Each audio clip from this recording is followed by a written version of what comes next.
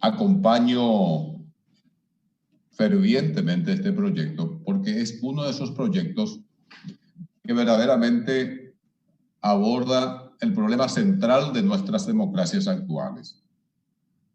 Y felicito realmente al senador Osorio porque hay que tener coraje para hacer este tipo de planteamientos.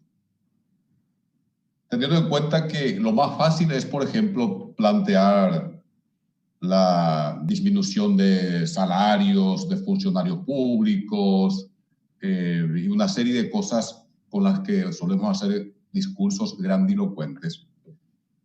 Pero con este tipo de proyectos estamos empezando a abordar la problemática que tiene que ver con los verdaderos dueños del poder.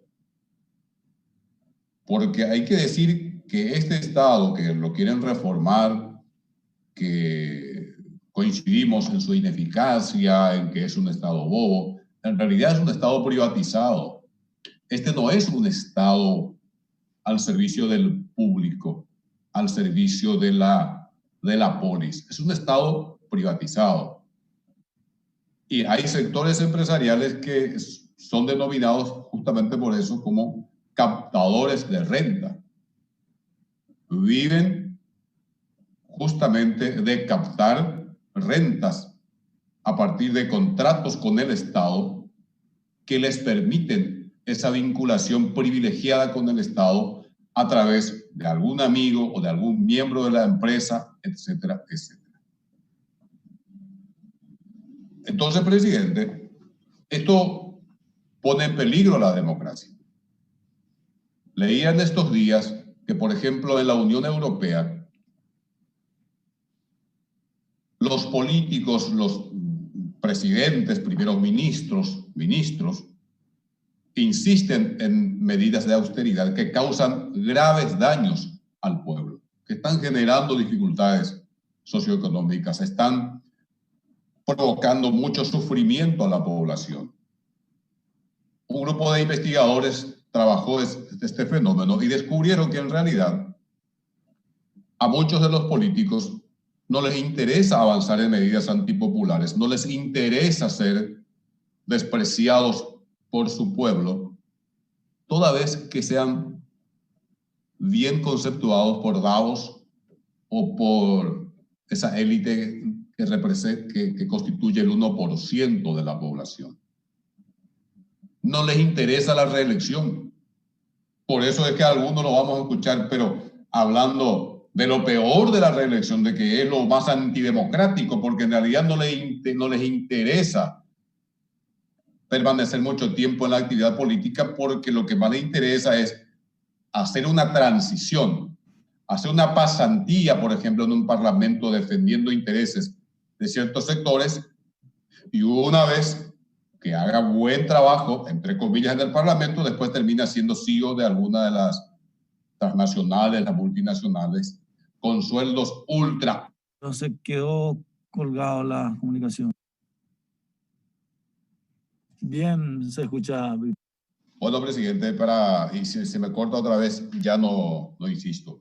Decía que conocía a muchos ex colegas que nos daban cátedra de ética política, de cómo cuidar la cosa pública, de cómo cuidar lo común, que después los terminás viendo ocupando cargos importantes en empresas importantes, privadas, que negocian con el Estado.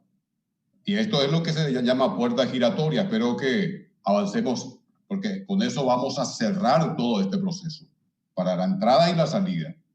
Por supuesto que a alguien que está haciendo una transición nomás en la política no le interesa ni la reelección, no le interesa nada. Lo que tiene que hacer es satisfacer las intenciones, los deseos de sus futuros empleadores. Y esto, decía presidente, pone en peligro la propia democracia. Y me parece muy interesante que se hable aquí de las riquezas de los orígenes. Ojalá pudiéramos hacer la arqueología de las riquezas de este país. ¿Dónde nacieron? ¿Cómo nacieron? Porque después se blanquean y vienen y nos dan cátedras también de moral pública. Muchos de los que se beneficiaron con esas riquezas de orígenes muchas veces criminales. Yo no soy tan radical como dicen que dijo Balzac, que detrás de cada gran fortuna hay un gran crimen. No creo que eso sea tan así, pero muchas veces hay un gran crimen. Presidente, por supuesto, la corrupción pone en peligro a la democracia. Las corrupciones diarias, cotidianas, en el manejo de la cosa pública, pero también la corrupción estructural. Esto de no permitir que paguen impuestos ciertos sectores, que son los que manejan el poder económico de este país, es una corrupción estructural del sistema, señores, que hay que ir estudiándola seriamente y superándola. O si no, es discutir simplemente el chiquitaje y no discutir la corrupción esencial que está en el ADN del sistema. Y cierro con esto, señor presidente. Tengo aquí la obra de Paul Krugman, Acabemos ya con esta crisis. Y habla justamente sobre el poder del dinero en la política y cómo afecta al funcionamiento de la democracia. Dice este economista, premio Nobel, que en general, a la hora de considerar el papel que el dinero representa en la definición de las políticas, deberíamos tener presente que esto sucede en muchos niveles. Hay muchísima corrupción. Hay políticos que se dejan comprar, ya sea por quienes contribuyen a su campaña o mediante sobornos personales. Pero en la mayoría de casos, quizá en casi todos, la corrupción queda más difuminada, o sea, Izarambí o Cañé, porque justamente se ocultan los intereses reales de los políticos, de los líderes, de los que gobiernan los países. Entonces queda difuminada y es más difícil de identificar.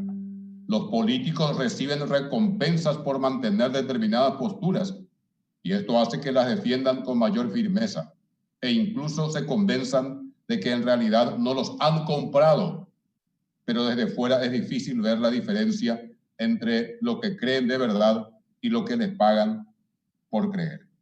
La fuerza de actuación política de los ricos se fortalece cuando los ricos se enriquecen aún más. El caso de la puerta giratoria por la que políticos y funcionarios terminan yendo a trabajar para la industria a la que supuestamente debían supervisar. Esta puerta existe desde hace mucho tiempo, pero el sueldo que una persona puede conseguir cuando resulta del agrado de la industria es ahora bastante más elevado que antaño. Esto seguro que contribuye mucho más que hace 30 años a despertar las ganas de complacer a la gente del otro lado de la puerta. Y la gente del otro lado de la puerta no es precisamente la mayoría. Es ese, repito, ese 1% que gobierna la riqueza mundial, que maneja la riqueza nacional. Y ya es hora, señores, de que empecemos a revisar seriamente este tema central para nuestras democracias. Por lo tanto, señor presidente, acompaño fervientemente este proyecto de ley. Espero que lo podamos aprobar y completemos con la provisión de la puerta giratoria en el Estado paraguayo. Muchas gracias, señor presidente, queridos colegas.